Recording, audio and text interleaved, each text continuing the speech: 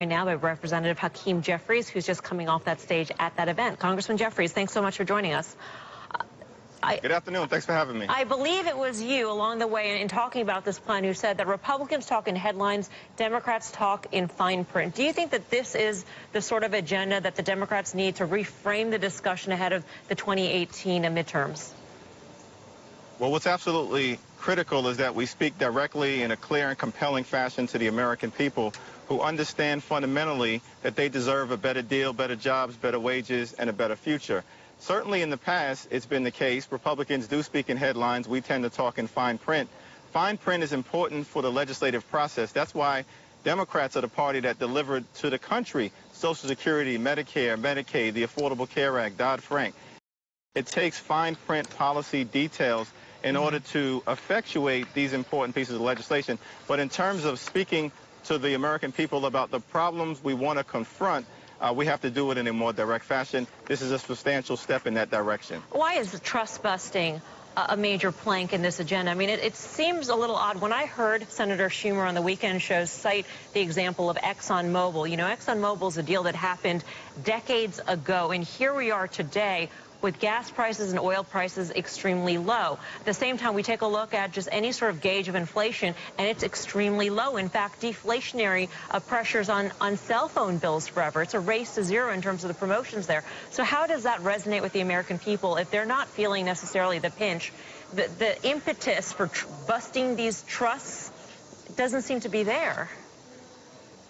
Well, wage stagnation is a major problem that we have to address in a variety of different ways, including making sure that we don't have monopolies that artificially suppress wages in a manner that hurts the American people. Over the last 40 years, the productivity of the American worker has increased by more than 285%. During that same period of time, wages have increased by less than 10%. And so the productivity of the American worker, in terms of its increase, has not gone to the American worker. Sir, it's gone what to the monopolies have suppressed wages? Which monopolies have suppressed wages? Sir, excuse me, ma'am, what we're going to take a look at in terms of monopolistic power, you can either believe that it's good for the American consumer or believe that it's not. Oh, I think it's terrible for the American consumer. Monopoly power is absolutely terrible for the American consumer.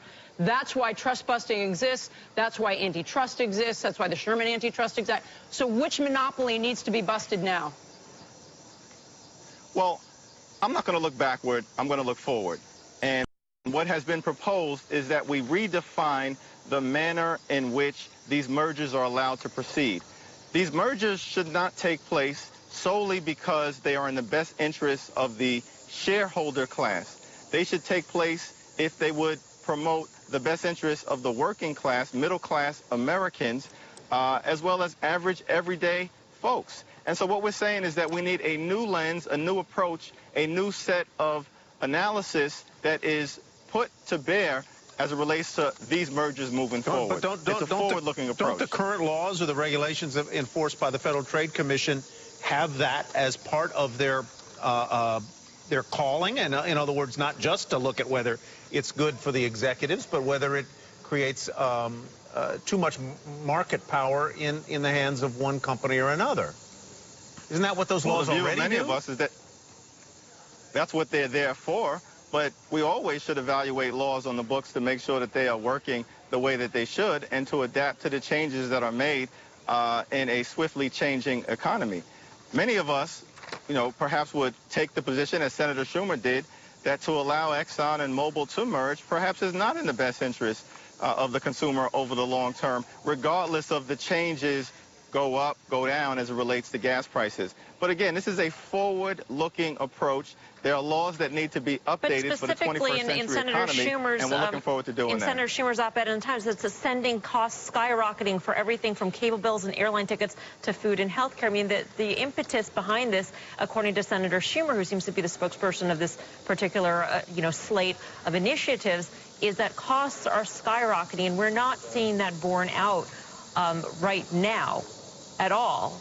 Well, when it comes to food, when it comes to energy, when it comes to airline tickets. Well, you know, the people that I represent in Brooklyn and the people here in Berryville do not take that position.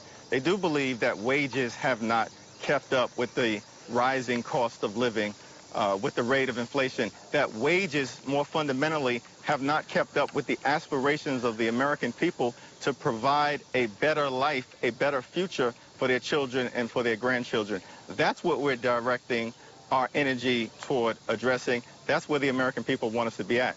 Representative